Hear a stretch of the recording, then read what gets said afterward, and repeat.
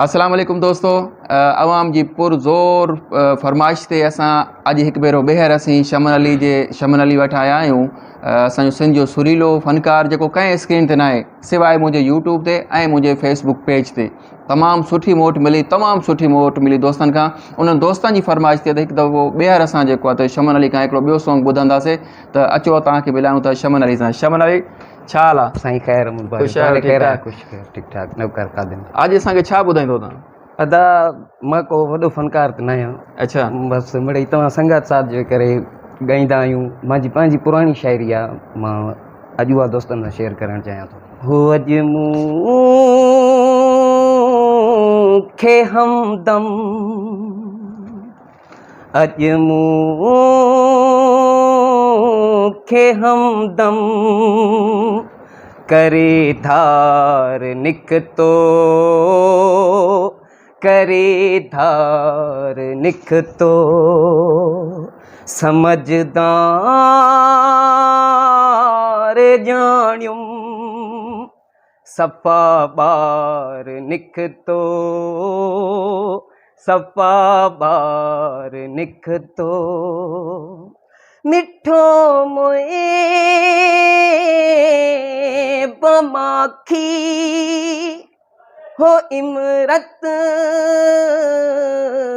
खवद हो सनम को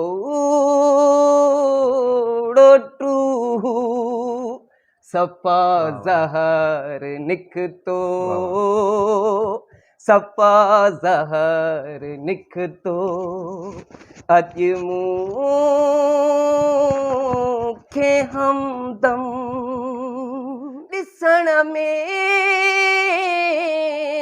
त सोहणो सजण गुल गुलाबी, ॾिसण में त सोहणो सजण गुल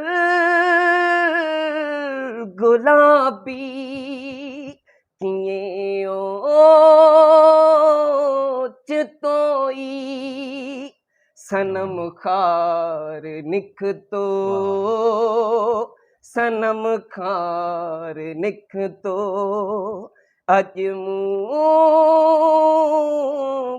हमदम हो शमन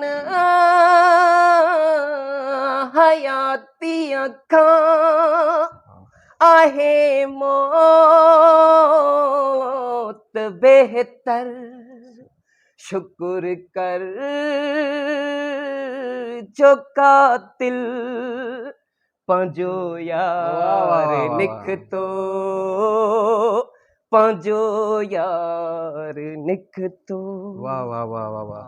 शमन अली जी तमामु ख़ूबसूरत आवाज़। दोस्तों, इहा आवाज़ मां तव्हांखे वक़्तनि ब वक़्तनि ॿुधाईंदो हलंदुसि। एतिरो ख़ूबसूरत आवाज़ असांजी सिंध जो आहे ऐं हीअ सिंध जो हिकिड़ो नंढड़ो शहरु आहे तालको बावड़ो, जितां जो शमन अली आहे।